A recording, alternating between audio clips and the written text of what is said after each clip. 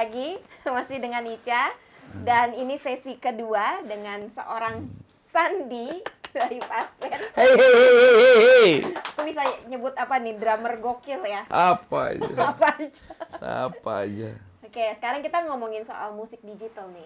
Musik digital, hey, buat anak-anak band yang lagi pada nonton lo mesti dengerin karena banyak yang masih mindsetnya masih konvensional, cara pandangnya konvensional, lo mesti dengerin karena ini ada Next Art. Next Art ini adalah apa? Perusahaan agregator atau perusahaan apa sebenarnya? Kita perusahaan agregator. Ya, jadi agregator itu adalah kayak gini loh, jadi kayak apa ya? Perusahaan yang jadi jembatan kalian supaya lagu kalian dijual di DSP. Ya. DSP itu adalah kayak iTunes, kayak Spotify, kayak Melon, kayak DSP udah berapa banyak sih kalau boleh tahu? Kalau yang di Indonesia mainnya ya, mungkin orang tahu sekitar 38. Punya orang Indonesia. Bukan punya Indonesia, tapi maksudnya Yang bekerja di sini lah. yang paling banyak dipakai. Oke. Itu kurang lebih sekitar 38. Tapi kalau total di seluruh dunia itu banyak banget, bisa di atas 100. Oke, berarti yang Ada ya kalau turunan-turunannya. band-band Indonesia mau dirilis secara digital jadi 38 inilah sebenarnya. Ya, mainnya. Nah, itu kan kalau DSP-nya. Kalau perusahaan yang seperti Next Art sendiri, karena kan banyak banget nih, guys, banyak banget perusahaan agregator yang keliling Indonesia mencari band-band yang nggak ngetop. Bukan nggak ngetop, band-band yang mungkin tidak populer, punya 1-2 lagu yang oke nih dia diambil, atau perusahaan yang nyari artis-artis yang secara sosial media cukup besar, di TikTok dia lumayan punya follower, di Instagram dia lumayan punya banyak follower juga gitu ya, dia ambil kayak gitu. Tapi ya kita juga tahu lah, ada yang legal, ada yang nggak legal, ada yang baik, ada yang mungkin terlalu serakah, mengambil share-nya terlalu besar, itu banyak juga. Betul. Ya kan, bisa dibilang gitu ya? Iya. Iya, yang namanya digital nggak digital, mah tetap aja yang namanya penjahat mah jalan terus ya? Iya, dimanapun itu. Itu ada berapa banyak kayak Next Art gini? Kalau di Yang udah ada. Indonesia kebanyakan itu berupa subagen. Subagen. Jadi Kalau Next Art ini adalah agen, kita murni agregator. murni agregator. Jadi kita udah langsung lempar ya, distribusinya langsung ke DSP itu. Oke, yang Ica tadi bilang adalah berarti subagen itu adalah subnya agregator, bisa dibilang begitu nggak? Iya, jadi mereka buka kayak bisa jadi kayak company gitu ya, tapi melemparkan distribusinya itu ke agregatornya. Oke, jadi Bukan kalau langsung ke DSP. McLaren lah ya, maklar Ya, bisa kayak dibilang. maklar. Maklar ya, dapat share juga lah ya. Iya, Tapi dia dapat share juga share royalti kan? Share royalty, jadi mereka yang istilahnya Yang kayak sign di-pull. kontraknya. Iya, kayak nge-pull artis-artisnya ini masuk ke si maklar ini, ke si agen ini. Oke. Baru dia lempar ke distribusinya ke agregator. Dan bisa dia lebih gede ya dapatnya. Potongannya otomatis ya, logikanya ya. Ya dong, karena nggak murni agregator ya mereka ngambilnya lebih besar. Iya, karena Logikanya namanya banyak orang-orang yang musisi, band, apalagi punya investor, udah yang penting lagu lu bisa dibeli banyak orang, lagu lu ada di TV. Ya, mereka kadang-kadang udah dipotongnya berapa? 70%, ya udah nggak apa-apa. Kadang-kadang begitu. Ya, memang. Walaupun nggak akan segede gitu juga ya. Kita enggak, kita 85% dan 15%. Jadi 85% untuk si user. Karena kita langsung direct kan ke usernya. Jadi user dapat 85% royalti. Saya rilis di agregatornya Next Art. Saya dapat 85%. Saya dapat 15%. 15%. Dasarnya. Oke, itu dari bersih ya berarti ya. Bersih. Dari bersih. Oke. Dan kelebihannya juga bisa melihat langsung reportnya. Karena ada dashboard. Ada dashboardnya. Nah, kalau kekurangan dari tadi kalau misalkan masuknya ke subagen ya, yang ngelihat dashboardnya itu kan si agennya, karena dia yang dapat dashboard dari si agregator. Nah, kalau kita enggak, user punya dashboard sendiri. Oh, setiap user atau band atau musisi atau publisher yang punya kerjasama dengan Nexart, saya punya dashboard sendiri buat ngeliat, dan itu real time online. Real time ya?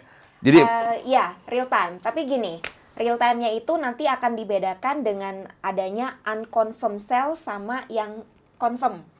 unconfirmed itu lu udah beli tapi belum bayar. Yang unconfirmed itu yang bukan. Unconfirmed itu Ya kan ada juga kan, dia udah beli tapi belum bayar. Oh itu unconfirm bisa jadi, ya kan? Itu kan otak awam gue begitu. Enggak, bukan. Jadi unconfirm itu tuh kayak semacam traffic yang berjalan lah. Oh yang belum masuk semua gitu ya? Nanti pada akhir bulan si DSP itu akan kirim yang confirmnya. Oke. Gitu. Karena yang beli kan banyak ya bun, oke. Iya. Jadi memang untuk awal masuk dibutuhkan waktu kurang lebih 3 bulan untuk perputaran dulu nih, streaming dan royaltinya dikolek dulu. Baru nanti reportnya itu akan muncul di 3 bulan kemudian. Oh, tetap ya 3 bulan ya bun. Iya, itu regulasi dari sana lah, dari internasional itu biasanya gitu. Harus Jadi 3 bulan. laporannya Jadi mundur 3 bulan. kalau lo baru rilis sekarang di agregator lagu lo, jangan DP motor dulu ya. 3 bulan ya. Ya? Karena dapat uangnya nanti. Nanti jangan ngerasa udah jual langsung dapat duitnya. Kalau lo jual sekarang dapat duitnya sekarang, itu jualnya ke label, jual putus. Iya, itu di advance biasanya. Advance Kalau biasanya. agregator enggak. Dianggap lagu lo ini ambil dulu ya. Misalnya 100.000 penjualan lah, lo ambil duluan di depan.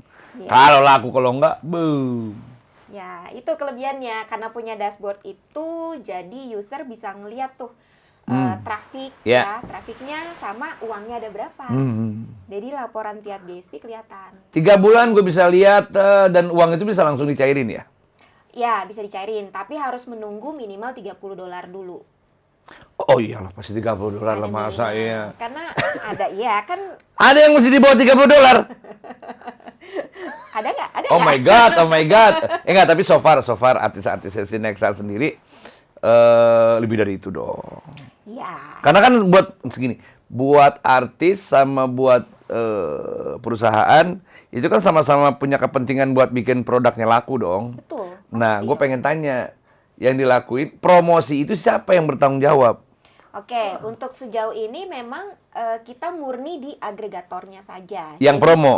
Enggak, jadi promo itu ada di artisnya masing-masing. Nah, Tapi kita pasti akan bantu lah, blast gitu ya di sosial media kita. Ya nggak jauh-jauh lah, kan kita kan juga butuh ada Iyalah. perputaran itu kan. Iya. Tapi memang tidak murni, misalkan artis kita ada banyak nih gitu ya. Misalkan contoh ada 100-an. Nggak mungkin semuanya kita promoin Iya. gitu. Jadi paling ya kita blast. Jadi tidak ada eksklusif lah. Iya. Semuanya kita perlakukan yang sama. Iya, kan seperti saya bilang tadi, semuanya punya kepentingan yang sama. Nextart pengen laku, band kita juga pengen laku kan gitu. Tapi kan waktu berjalan terus, kalau nggak ada yang bergerak, ya akhirnya nggak jadi apa-apa juga gitu, nggak dipromosiin, barang bagus juga nggak ada yang beli kan gitu. Nah, kalau sama label dulu kan ada kerjasama tuh oke, kita bikin let's say kita bikin 500 juta ya, kita ambil uangnya, kita bikin promosi ini label tanpa nggak jelas deh kan dipakainya buat apa gitu kan. Ya kan sekarang sebenarnya media promosi kan sebenarnya gratis, bisa dibilang. Murah sih. Kayak lo ngeblas di sosial media lo kan nggak bayar, cuma pakai data doang. Dan misalnya lo bikin konsep kerjasama dengan seleb TikTok, selebgram dan lain-lain, itu kan juga sebenarnya tinggal masalah kedekatan anak-anak band. Gue bilang tadi, kalau si bandnya sendiri nggak punya temen, bandnya nggak punya link buat teman-teman yang punya portal buat promosi, ya lu selesai. Ya. Lah, Betul. Ya, makanya sebenarnya dengan cara seperti ini, si artisnya ya, dia akan bisa mengontrol untuk promosi kan. iya Gitu dong. loh. Jadi mau ke arahnya, mau kemana nih promosinya. Lagu Itu lo dia. segmen mana gitu. Ya, kalau di kita fokusnya didistribusikan. Gitu. Lebih ke situ sih. Ada masa kontrak nggak sih dengan Nextart? Tidak ada. Jadi kapanpun si artis atau si user suatu saat mau take down, nggak apa-apa. Tinggal Oh, gitu. Dan biayanya cukup murah, hanya 85.000 per lagu. Buat take down ya? Bukan, itu untuk upload. Oh, jadi kalau let's say nih, gue punya lagu misalnya. Lagu A, gue mau kerja sama, gue bayar 85.000, itu sudah diproses sama agregator lo, si Nextart tadi, dan masuk ke dalam DSP tadi. Gitu. Dan Itu 3 suatu bulan lagi baru ketahuan nih, menghasilkan sekian, di atas $30 lo boleh ambil. Ya, tuh. Sesimpel itu. Sesimpel itu. Oh iya? Ya. Harus badan hukum? Kita berbadan hukum. Enggak, maksudnya Siapa? bandnya. Oh enggak, Siapa pribadi-pribadi pun bisa ya? siapapun. Harus bandnya atau harus komposernya? Nah, Bisa komposer, bisa si artis yang nyanyinya gitu ya, atau produser bisa. oh ya, pokoknya kan gini kan sekarang ini kan apalagi PP 56 kan kita sama-sama tahu yang namanya hak cipta itu kan dilindungi banget ya gitu. Kan dalam sebuah band kita tahu ada yang hanya main aja, ada yang menciptakan lagunya. Apakah bandnya atau yang nyiptain lagunya? Karena misalnya oke nih, oh yang nyiptain si A, oh si C ternyata yang ngedaftarin gitu. Nah, jadi kita gini, saat masuk di Next Art ya, kan yang si user nih yang daftarin 85% royaltinya kan. Nah, terserah si user nih, misalkan dia mau berbagi berapa nih antara si komposer misalkan, produser atau mungkin arrangernya, atau sama si artisnya gitu ya. Mereka mau dealnya berapa Ya, gitu. Jadi kalau dari kita, ya kita hanya ngambil 15% itu. 85% Oke. itu dibagi berapa terserah. silakan. Makanya tapi kan berpotensi ribut nih si band ini kan. Ya bener nggak? Berpotensi ribet loh. Bisa ribut gara-gara duit kalau ternyata nggak jadi duit. Kalau misalnya ternyata nggak laku, no problem. Pada saat ternyata $1 juta nih lagu. Ternyata 3 bulan $1 juta. Kalau ini perjanjian yang nggak kuat, wah berantakan itu band. Ya, itulah pertanggungjawabannya si user itu dengan timnya, dengan si Ya. arrangernya, dengan ya Ya, itu. mesti bikin kerjasamanya tuh. Betul. Ingat ya, banyak yang ribut cuma gara-gara duit. Apalagi pandemi kemarin. Kalau lo nggak pintar-pintar save money, nggak pintar-pintar ngatur keuangan, berantakan. Ya, betul. Gitu. Karena duit nggak ada temen. Betul.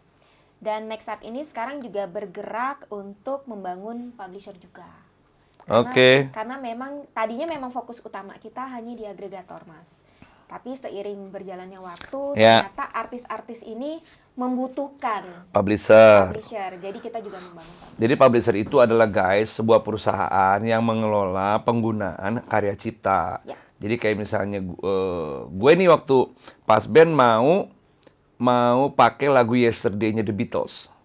Oke, pihak Aquarius ngontak lah ke The Beatles-nya kan gitu, mau pakai. Itu yang kontak dengan kita itu adalah publisher-nya.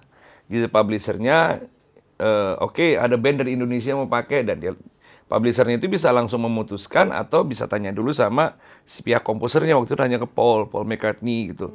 Dan waktu itu di Indonesia ada 4 orang, ada empat pihak lah yang mau pakai lagu itu.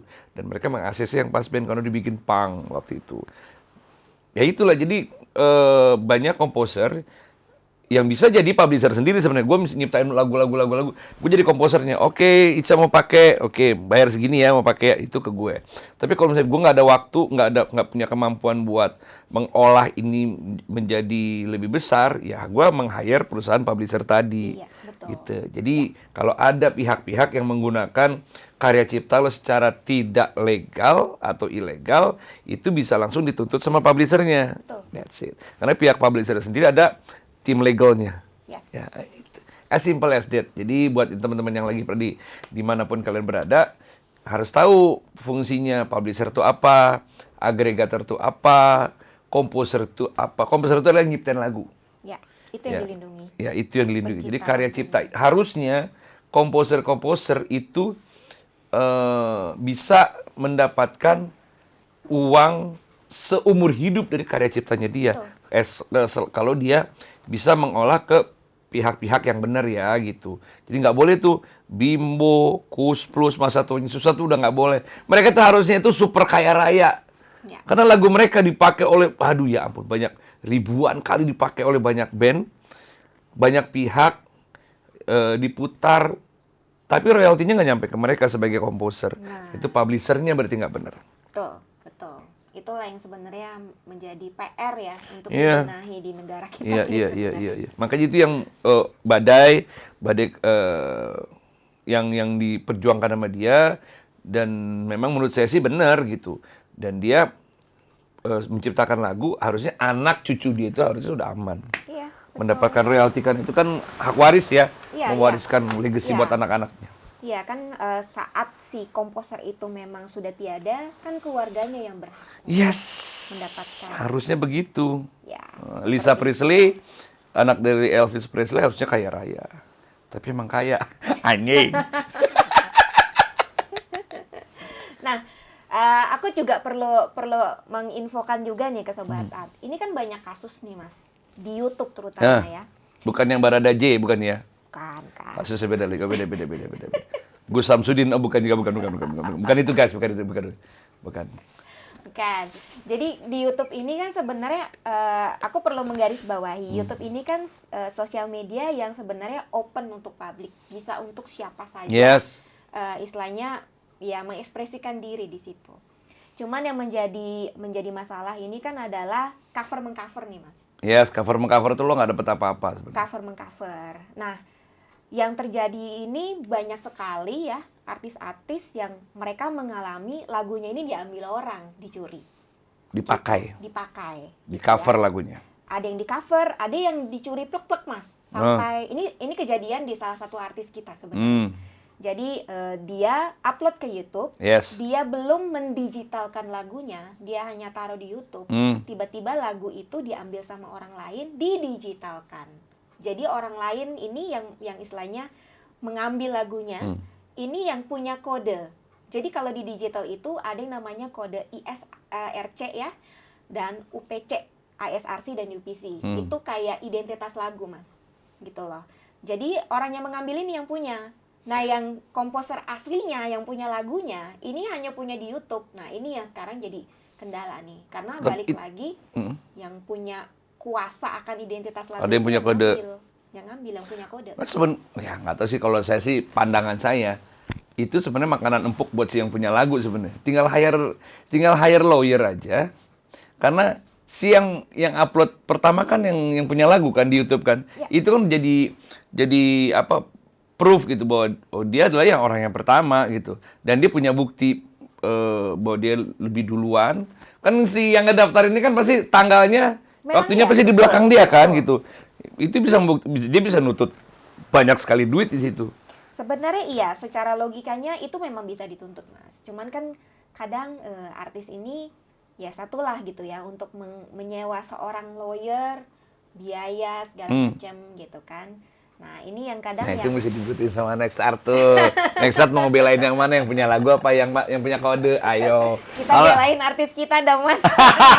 Kita belain artis kita dong, karena artis kita yang jadi korban. Ya. Gitu. Cuman aku Oh, yang artis itu yang punya lagu itu, bukan yang daftarin digital, bukan? Bukan. Jadi yang punya lagu. Artis kita ini salah satu lagunya, jadi lagu yang bukan di Next Art ya. Salah satu lagunya yang sebenarnya dia memang berencana untuk masukin ke Next Art tapi belum, ternyata udah diambil orang duluan, dilempar ke agregator lain Mas, gitu. Jadi dia curhat lah istilahnya. Bisa kan, Next Art kan pasti punya legal kan, punya pengacara, hajar dong.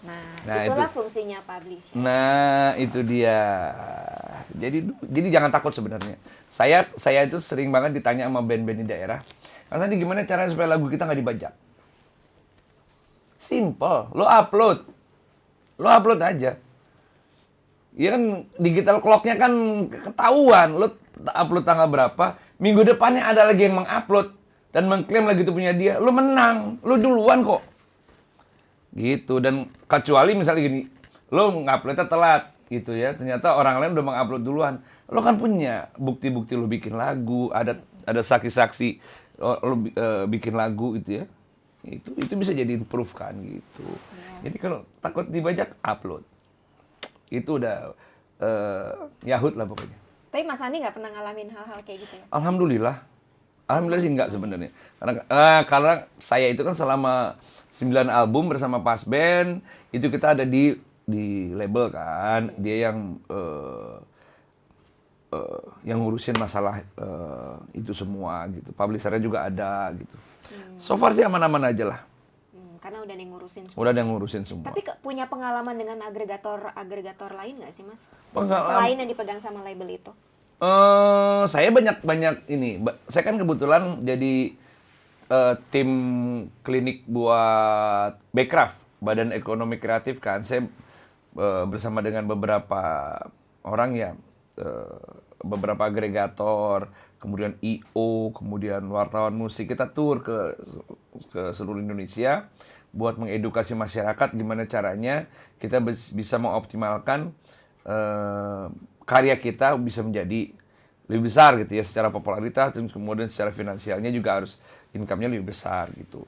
Dan banyak ngobrol sama mereka, makanya saya tanya, ada berapa banyak sih agregator yang ada di sini gitu. Karena yang saya kenal cuma mungkin nggak lebih dari 5. Nggak lebih dari 5, tapi menurut saya itu jauh lebih sehat ya sekarang ini. Kondisi sekarang itu jauh lebih sehat. Kalau dulu misalnya gue punya band A, masuk ke satu label, lu gak akan bisa kemana-mana lagi sebelum masa kontrak lo habis. Dan sementara zaman dulu itu masa kontrak tuh kadang-kadang dibikin abu-abu. Lu di lock bisa jadi seumur hidup, lo gak bisa kemana-mana. Ya. Tapi kalau sekarang, gue misalnya gini, gue punya 10 lagu nih. Punya 10 lagu. Nah, 2 lagu ini ke Next Art, 2 lagu lagi ke agregator ini. Dan itu bisa, dan itu tidak menyalahi kontrak. Dan akhirnya apa? Jadi lebih sehat. Agregator A mempromosikan lagu lo, agregator B mempromosikan lagi 2 lagu yang lain. Malah misalnya saya gini, satu agregator bilang, gue ada duit nih, gue mau bikin video klip, boleh nggak buat lagu lo yang ini? Malah menurut gue jadi sehat gitu. Jadi buat kalian jangan takut, jangan cari label. Kalian bikin label sendiri aja kalau emang mau. Bikin badan hukumnya sendiri, buka jaringan sebanyak-banyaknya, buka hubungan sebanyak-banyaknya dengan selebgram, dengan YouTuber dan lain-lain. Karena itu akan jadi platform promosi buat kalian. Makin kenal, makin dekat, makin murah. Tuh. Gitu. Karena kalau nggak kenal ke gua aja. Instagram gua yang sekarang followernya nggak banyak sih, cuma 280 ribuan. Itu nilainya satu kali feed aja udah 7,5 juta. Satu kali feed loh. Belum Instastory dan lain-lain. Jadi kalau lo kenal, banyak teman-teman yang gue udah kenal, promosi ini udah free, ini soal free gitu. Jadi masalahnya adalah lu mau membuka jaringan nggak, lu mau berteman dengan banyak orang nggak. Makin lu banyak berteman, lu akan makin lebih mudah. Kayak gue sekarang ketemu sama Next Art kan, sama Ica. Jadi kalau gue sometimes ada lagu yang gue mau share, gue mau rilis secara digital, nggak sejauh-jauh, ngapain mesti jauh-jauh. Gitu, ternyata cuma 15% guys. Ya. 15%. Ya. 10% boleh nggak? Gue kan nanya, nawar ya. Nyokap gue bilang lo kalau kemana-mana mesti nawar. 10%? Oke dong. 10% lo bisa beli rumah lo. Amin. Amin. Nah, kalau itu aku nggak bisa jawab. Kena. Ya, ini kan namanya penawarannya guys. Oke, Besti. Ya, jadi kalau untuk lagu-lagu yang sekarang ada nggak sih rencana untuk kayak aransemen lagu baru gitu? Maksudnya bikin lagu baru? Bisa jadi lagu baru atau mungkin lagu-lagu mengaransemen ulang, meremake lagi. Ya. Lagu ada kan kayak ya? Pas Band ini kan saya dan Yukem dan Pas Band itu ada beberapa lagu yang kita coba mainkan secara live dan keren nih aransemen ini, kita rilis yuk gitu, karena kan bisa jadi materi baru gitu dengan aransemen baru. Ternyata segmen pasarnya kok melebar ya gitu, yang tadi kenceng hanya minoritas sekarang bisa lebih lebar. Itu kan potensi bisa dijual ulang gitu. Dia ada program itu ada. Ada ya? Tenang, saya akan coba ke Next Art. Ya, kalau ditunggu. Mereka motongnya di atas 15%, awas. Enggak. Kita janji itu potongnya hanya 15%. Janji, ingat, janji itu bisa diingkari. Nah, pandangannya Mas Andi tentang hadirnya Next Art gimana sih? Karena tadi kan ya aku udah sempet sebutin ya, di Indonesia tuh banyaknya kan subagen gitu kan. Kalau untuk yang murni agregator sejauh ini sih belum banyak ya Mas ya? Iya, gue bilang tadi sebenarnya dengan kehadiran agregator di Indonesia, kita jadi punya banyak pilihan. Kalau dulu kan kita itu nih ya, tahapan sebuah band biasanya. Lo bikin band, latihan, lo bikin lagu, kemudian udah jadi. Itu bikin lagu kan proses juga panjang, downloading, kemudian mixing, kemudian mastering. Pada saat lo baru bikin belum master ya, baru mix doang, lo cari deh tuh label. Ahmad Dhani dulu pakai Metro Mini nyari label juga, akhirnya keterima di Aquarius. Terus Pas Band itu 12 label yang kita tawarin album Pas Band yang pertama For Through the Sub, dan alhamdulillah 12-12-nya nolak. Ya. Nyari gitu ya.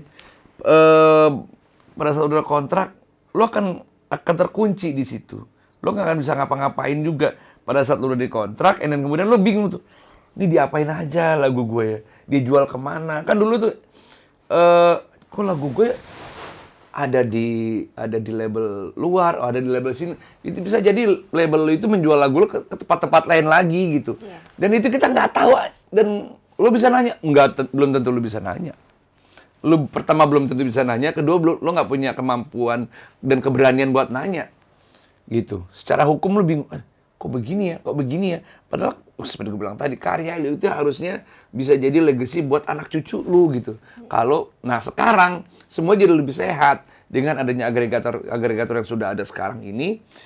Lo bisa test case aja. Jadi, dan itu tidak eksklusif. Lo punya karya, oke. Lo tanya aja agregator itu, penawaran lo buat gua apa? Berapa persen share-nya? Dan gimana pengambilan uangnya, share uangnya? Simple kok, jadi lempar ke dia. Lihat aja, dijalanin apa enggak, masuk ke DSP apa enggak, gitu. Kalau ternyata ribet, berarti dia bukan agregator, bisa jadi dia adalah yang subagen tadi, gitu. Gitu, makanya tes, oke, jalan, ternyata royaltinya aman. Ambil lagi yang kedua lagi, terus aja gitu. 10 lagu 10 kali lo jual. Dan sekarang jadi lebih fokus buat promonya. Kalau dulu kan satu album itu cuma ada 1-2 single kan. Kalau sekarang kan nggak bisa semuanya. Dan itu juga berpulang lagi ke para komposer dan para bandnya tadi. Lu jangan asal-asalan bikin lagu.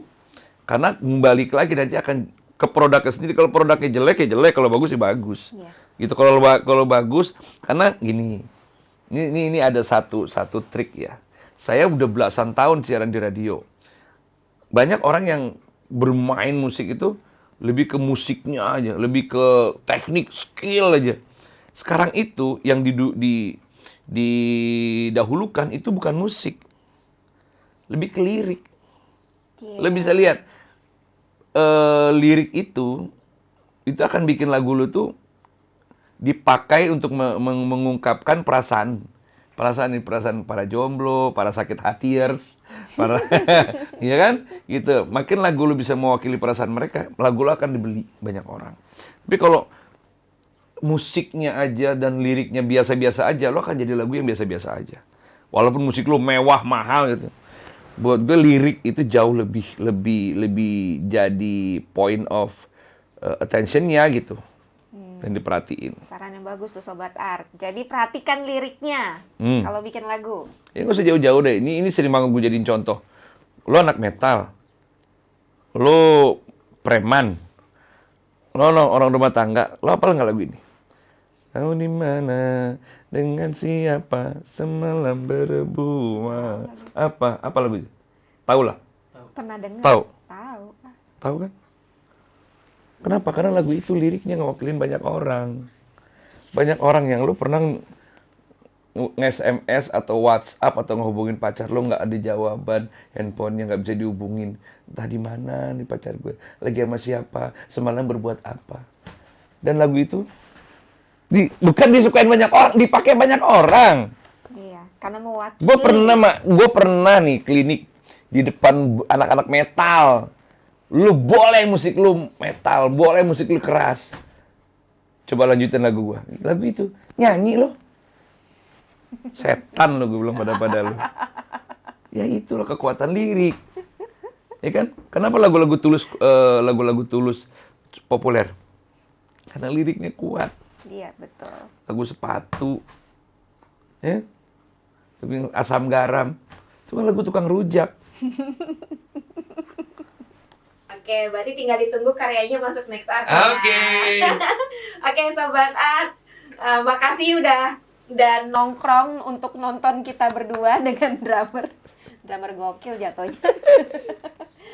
Jadi kapan-kapan kita ketemu lagi ya Mas. Yoi, kita ngobrol lagi tentang karya Ngobrol musik. lagi. Gimana caranya lo bisa kaya, gimana cara lo bisa makmur, lo bisa liburan kemana aja, lo bisa ngejalanin hobi lo itu dengan cara bermodalkan lo bikin karya sebanyak-banyaknya dan cari agregator yang qualified, agregator yang bisa dipercaya dan nikmati penghasilan yang seumur hidup. Oke, jadi gitu Sobat Art.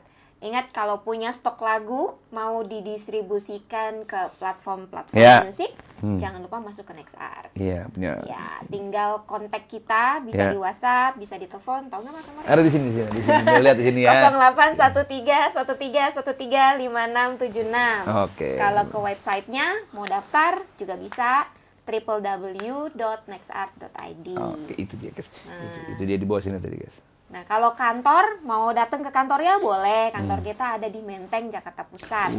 Kantornya Jalan mahal. Kudus nomor 3. Main ke kantor juga dong, Mas. Oke. Malam nggak sih Kudusnya?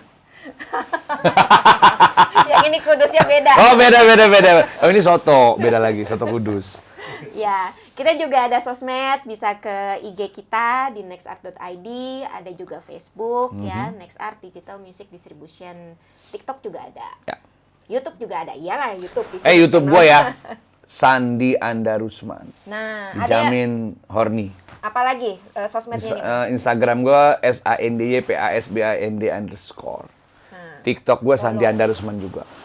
oh, jangan lupa di follow. Ingat di YouTube banyak, di RedTube udah nggak ada. Udah gua take down. Nah, kalau mau hire, butuh drummer, nah kontak nih, kontak. Dia nggak tahu. Apa sih? Kamu nggak tahu RedTube ya? Tahu. Nggak usah diomongin di sini. Oh, tahu dia. Ya. Pokoknya butuh drummer yang kayak dia nih, tinggal kontak aja. Oke, kita undur diri dulu. Sampai ketemu lagi. Bye-bye. Bye.